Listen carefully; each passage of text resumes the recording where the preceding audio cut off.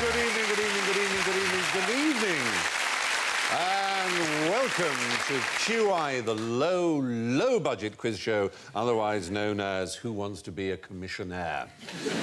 Let me introduce our contestants, one of whom tonight has the chance to win absolutely all.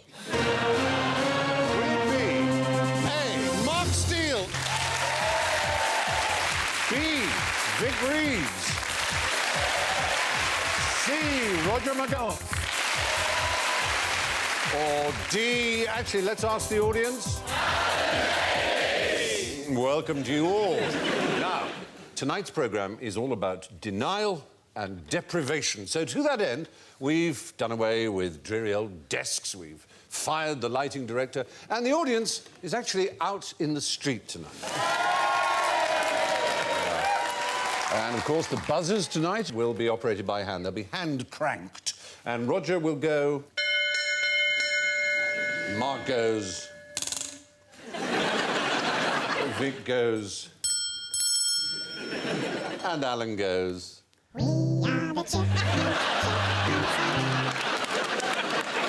Tonight, denial and deprivation. Each of you has some pieces of jailbreaking equipment, all of which have been successfully used. At the end of the show, I'm going to ask you to use your skill and judgment to work out how it might have been done. But first, why do children play with their food? The sixth child of Sigmund Freud was called Anna Freud, and she took up her father's beacon of battiness. She was the first person to write about denial. That's Sigmund on the right. For me, playing with food came out of being deprived in Liverpool when there were no toys. So did you make sort of things out of meatballs instead of Lego? Mum used to put a plate of turnip tops and cockles. So, as a youth, your toys were cockles?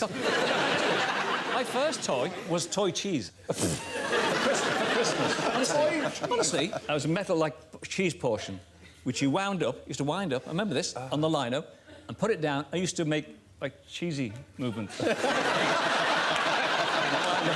Cheesy movements. That is a very good reason to play with foods, and it makes me all the sicker at the weirdness of Anna Freud. Anna Freud believed by playing with their food, they were really playing with their excrement. The thing is, a child could play with its excrement... If it wanted to. If it wanted to. Of all human phases that you're in, lower infancy is the one where you can most get away with playing with your excrement.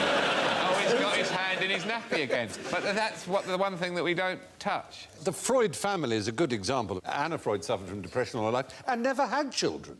Sigmund Freud was terrified of the number 62, and so he refused to ever stay in a hotel that had more than 61 rooms in case he got number 62. And the first time after he'd made this rule, the first room that he was booked into was number 31. And he went, oh, see? Half of 62. Yeah, but 62 rhymes with poo. 6 looks like a poo, pursued by a swan. You know, one of the things that people say is sort of a test of whether you're anal is whether you keep your records in alphabetical order. Yeah. All that, and I think, well, surely it depends on how many records you've got. I mean, if you've just got 2 and you keep going back and checking, and going, oh, ABBA, ZZ Top, they're still there, that's all right. I've got a room full of bloody records. I keep them in alphabetical order so I can find the one I want. Apparently it means I've got a problem with my arse. How is that? I shouldn't think, in her time, they had alphabeti spaghetti. That's true. Which was the main reason I play with my food every breakfast. I just insert my meatballs up my arsehole whenever they turn up on the plate. And if they want to call you anal, it's up to them. It's in their court. The ball is in their court. The ball is up your arse. Ineffably, imponderably stupid and wonderful. Now, Vic, does your wife like banting? Does she like a good bant? Has she ever banted? Regularly. Does she? On a Sunday afternoon after the war film. She bants, does she? My wife adores bunting. Yes. Does she? Oh. This is banting. It's what we call a back formation. Do you know the verb to maffic, which means to celebrate?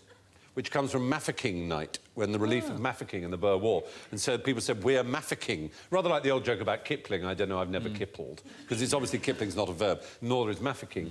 Banting is the same thing. It was actually a man called William Banting who started a fad that is still with us today. He wrote a book called A Letter on Corpulence in 1864.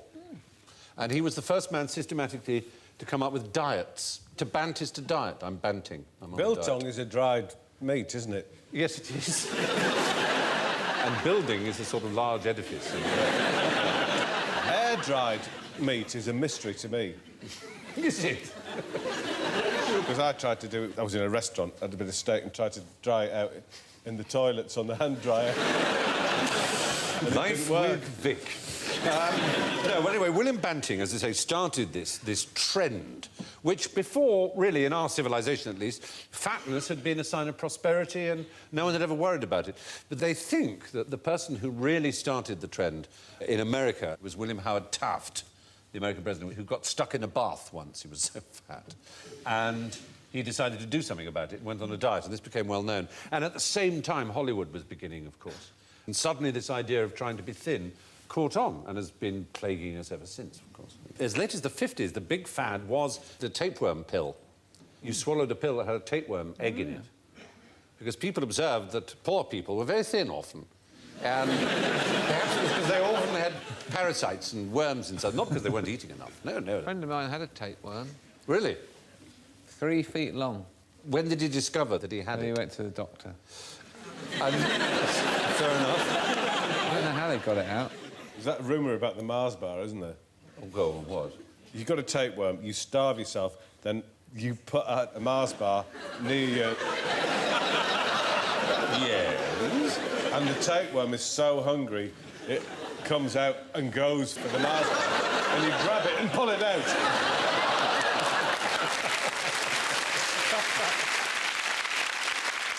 But there we are. More on disturbing physical practices now. What is meant by the expression Hoover the talking seal? What would I mean if I said that? It's either one of those wonderful Oz expressions for throwing up. Yeah. I'm just going out to Hoover the talking seal. Or my wife came in just as I was hoovering the talking seal. Or Edgar Hoover. None of the presidents liked him at all. They all tried to get rid of him, particularly Nixon. Yeah. And I imagine him flopping around the Oval Room, you know, balancing a ball on his head. Or it could be a talking seal called Hoover. Which oh, really? Yes. It's a talking seal called Hoover. It's a talking seal called Hoover. The only mammal ever known to have produced human speech. He was found as a seal pup in 1971 in Maine by a family called the Swallows. And they found that he started talking, and he even had a Bostonian accent. I don't know if you'll agree. I think he's saying here something like, hello there and get out of here, in a more or less New England accent. Get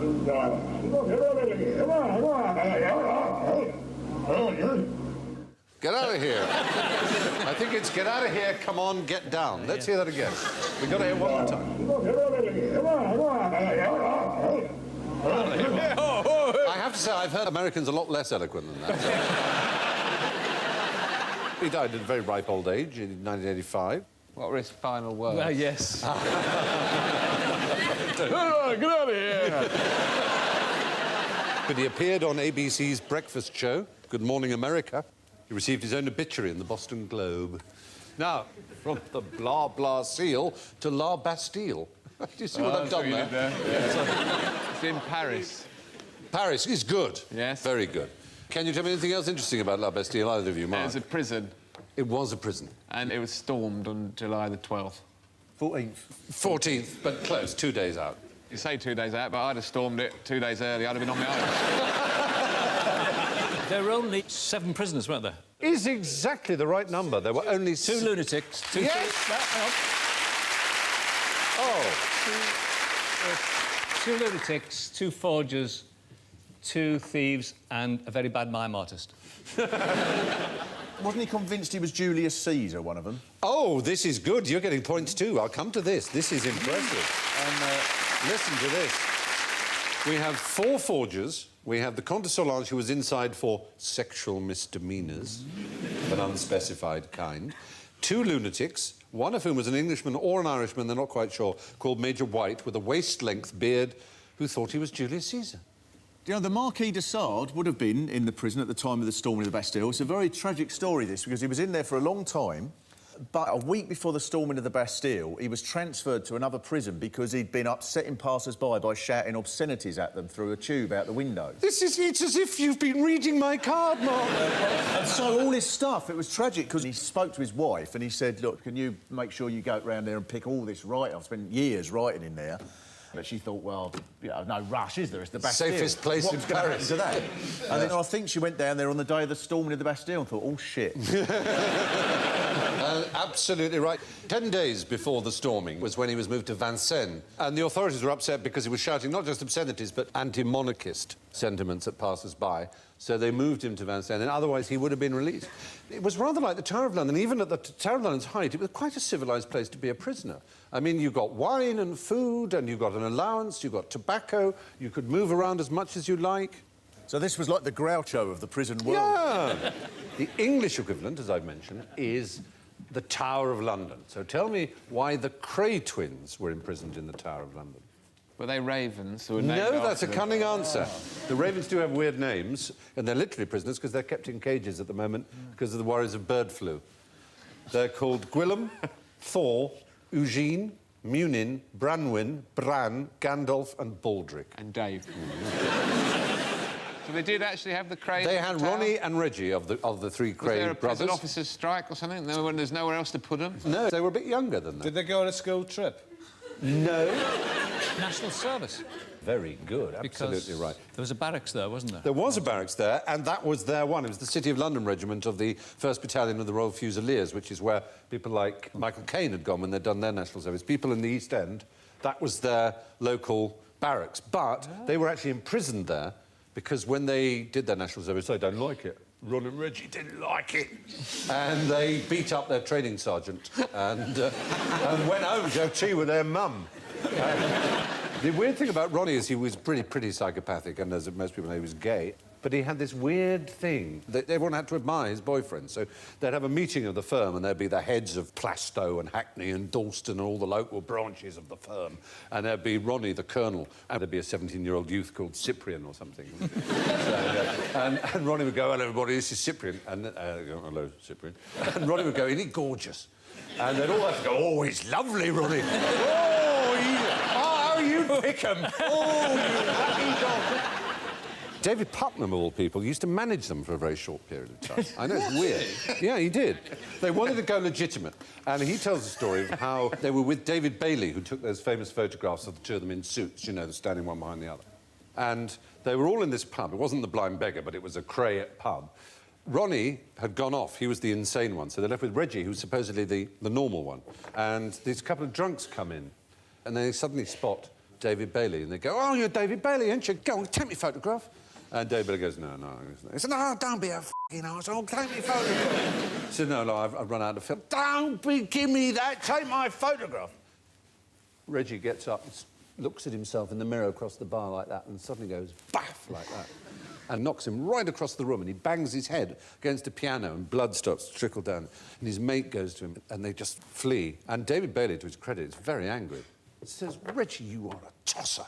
For God's sake, I get this every day. I'm a photographer, people know what I look like. I can handle it. You don't have to do that. You could have killed him. There was this terrible silence that Reggie had been shouted at like this. And he gave a little shy smile. He said, well, to tell you the truth, Mr. Bailey, I'd had my eye on that all afternoon. He'd been eating my sandwiches. Very extraordinary. Anyway.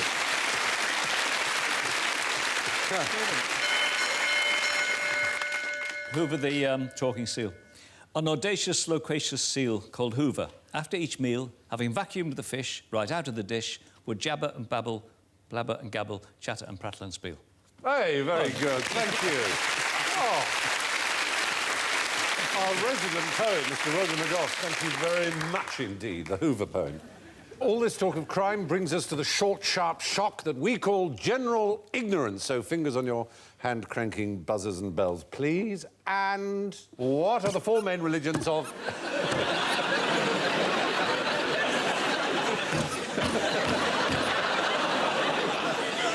What are the four main religions of India? Yes, Alan. Sikhs, Yep. Buddhism, Oh, no, it's not one. Hinduism, Hinduism, yes. Christianity. Yes, and one more. You've only said... Islam. Muslim, Islam, yes. In correct order, they are Hindu, Islam, Christian and Sikh. No Buddhists There are in Buddhists. India? It was invented in India, of course. The Buddha was an Indian, but it's not one of the four main religions. There are 805 million Hindus. There are 134 million Muslims. There are 23 million Christians. Just 23... There's 22.5 million more than there are in Britain. And there are 19 million Sikhs. Buddhists, there are 7 million of them. 0.7% of the population. Although Buddhism was founded in India, its spiritual home today is, of course, Tibet. And the taking of life is forbidden in Buddhism. Tibetan butchers, therefore, are ranked amongst the lowest of the low, along with undertakers and blacksmiths, oddly enough. But whose job is it in Tibet to milk the yaks? I know who cleans the hooves. Who's that? Yaksmiths. Yaksmiths.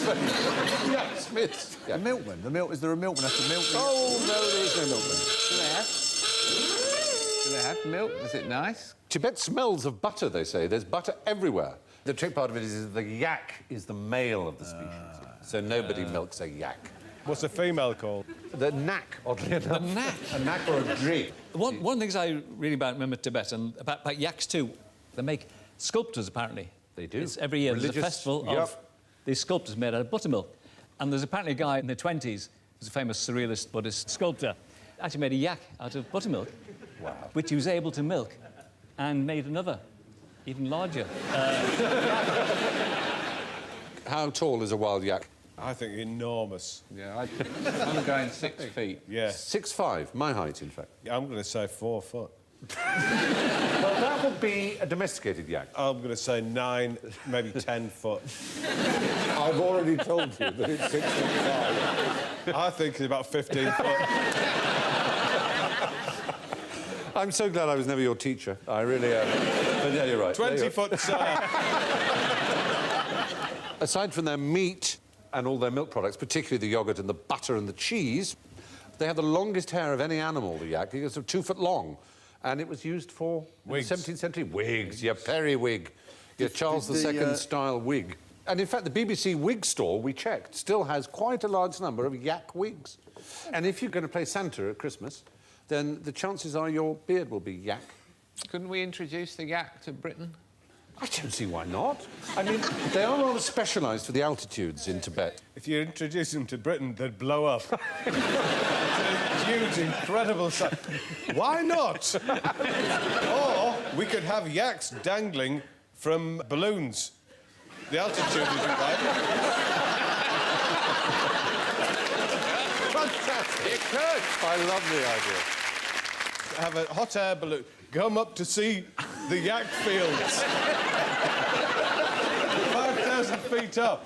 And they still graze. On what? Air. They'd have to be out there because their blood cells are half the size, but they have twice as many. So actually, when they came down to sea level, they'd be immensely powerful. Like Terence Stamp in Superman 2. Very much like that. Yeah. Kneel before Zod.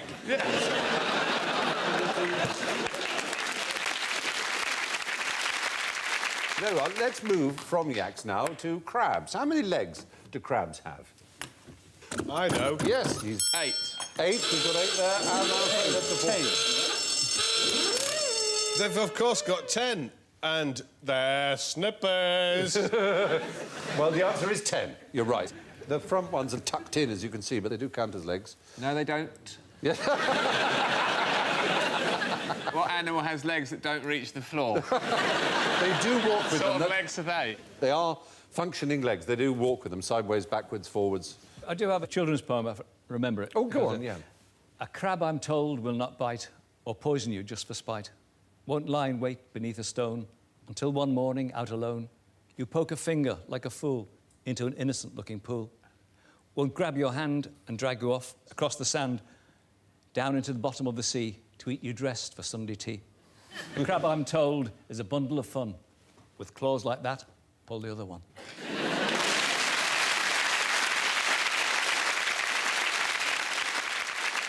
They're not legs. It's arms. Of course, if you'd said 6, you could have been right, because the crab louse has 6. Yeah.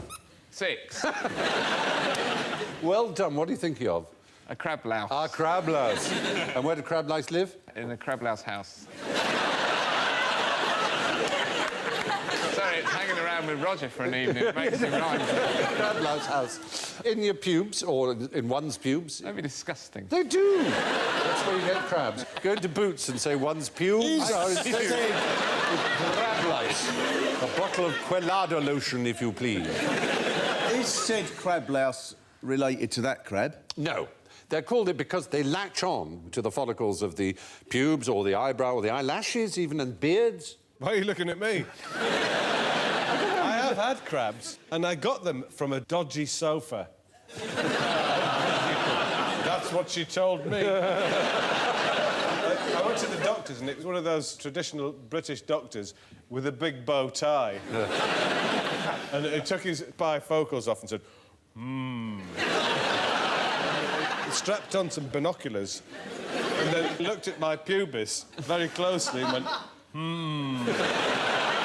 And I just creased up laughing. He said, I'm afraid, Miss Moore, you're going to have to stop laughing. You're jiggling about, and I can't focus on the crab. Now, what did George Washington have to say about cherry trees? No one wants to say the obvious. What's the obvious? In his garden was a tree, which he didn't chop down. Yes, you're avoiding our trap. There's a famous story every American knows about Washington saying, Papa, I cannot tell a lie. I cut down the cherry tree with my axe. It's a completely made-up story written for children by someone called Parson Weems, who tells this story to show what an honest fellow he was. And even as a 6-year-old child, he said, I cannot tell a lie. His father said something like, my son, that you have told the truth means more to me than 1,000 trees bathed in gold or silver or This something. is brilliant. You must get points here. But I remember this just when I was young, because I really wanted someone to say that to me. You know, your dad, he broke his favourite cup, you know. Who broke my cup? I did, Dad. You bloody, you know. He never said, run to my arms, you dearest boy, run to my arms. Glad am I, George, that you killed my tree, for you have paid me for 1,000-fold. Such an act of heroism in my son is worth more than 1,000 trees, though blossomed with silver and their fruits of purest gold. As if. And then he said, brilliant. Can I watch CBeebies now? Next, what would you call these people? Yes. Beef eaters. Oh! Yes, they are. No. Yeoman Yeoman of the Guard. Well, I know that. No. That's what people call them, beef No, eaters. no, these are Yeomen of the Guard, and those are beef eaters. Different uniform. Oh, yeah, isn't it? Well, to me, Aston Villa and West Ham have the same uniform. The Yeoman of the Guard away kit. Just so you get it clear, the ones with the straps are the Yeomen of the Guard, the ones without the straps are the beef eaters. They are the Yeoman Wardens, the ones who would have looked after Ronnie and Reggie, no doubt. And if we can go back to look at the Yeomen of the Guard, they have the arquebus strapped to their guns, the actual Yeomen of the Guard. Are they allowed to go to Specsavers, or should they all be... So, yes, the Yeoman Warders, who never carried guns, have a slightly different strapping arrangement in their uniforms, and they're the jailers of the Tower of London. Speaking of which, brings us to our final challenge for you. You should have your 4 props, and I want to see if you've worked out how you could use them for escaping from jail. That's a green felt-tip pen. It was used for an escape by someone called Stephen Russell from the Estelle unit in Houston, Texas. Did he colour himself green? Yes. Pose as a leaf? You were nearly there. He wore a white jumpsuit. Only painted it green so he looked like one of the prison guards. One of the doctors. And he escaped as a doctor. He just walked out the door. What have you got there, Roger? What's that? Dental floss. Dental floss. This was Vincenzo Curcio, a mafioso. And this was only in the year 2000, quite recently, in Turin. He was guilty of murder and arranging 7 other murders, so he was a serious criminal. How did he escape using only dental floss? You get your dental floss, hang it round the bars and leave it dangling. Then you get your potato and you break it up, and you stick it on the floor in front of the door. Yes. And then you put spots all over yourself at the green. Yeah. You know, make plague noises. And when the warder runs in, opens the door, because he slips, Yeah. careers across the cell door, get your chili powder, throw it in his eyes, and then in the confusion, get the end of the dental floss and tie it to the inside of the door. Right. So when he gets up, screaming, saying, "You bastard, all of you," runs out, slams the door behind him, the bars come on. Coming away. Fantastic. Brilliant. You've used all 4 props for one escape, but let's just keep with the floss. This man, Vincenzo Curzio, this mafioso, he flossed the bars and it sawed through them. That's how strong the floss was. And these particular iron bars were very good at withstanding explosions, but not good at withstanding dental floss. What about the chili powder? Well, I think throwing it in someone's eyes Is exactly right. It happened in Pakistan in 1997. 5 prisoners escaped by throwing chili powder in the eyes of a prison officer. That would hurt. So that leaves us the potato. Is it like in Escape from Alcatraz, where you just draw a picture on it and it looks like your head and you leave it in the bed? Well, not far off. Have you ever seen a film called Take the Money and Run? The wonderful Woody Allen film. And he does something with soap. Do you remember? You to make a gun, shape of a gun. What Woody Allen does is he carves a gun out of soap and then blacks it with boot black, so it looks just like a pistol.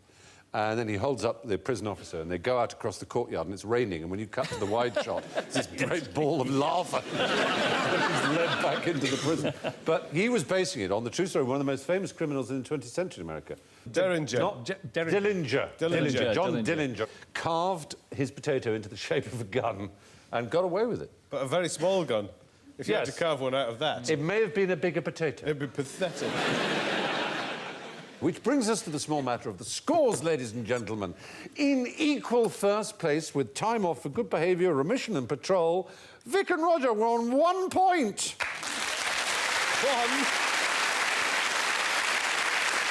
In third place, just over the wall, Mark Steele on -6.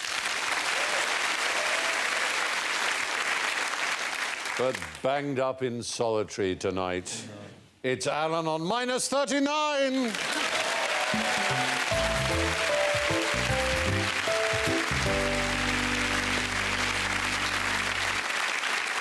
And my thanks go to Roger, Vic, Mark and Alan. I leave you with a famous denial. When the American president, Thomas Jefferson, was asked if he was having an affair with one of his slaves, Sally Hemings, he replied, "The man who fears no truth has nothing to fear from lies." DNA recently on Sally's descendants has shown that this meant yes. Good night.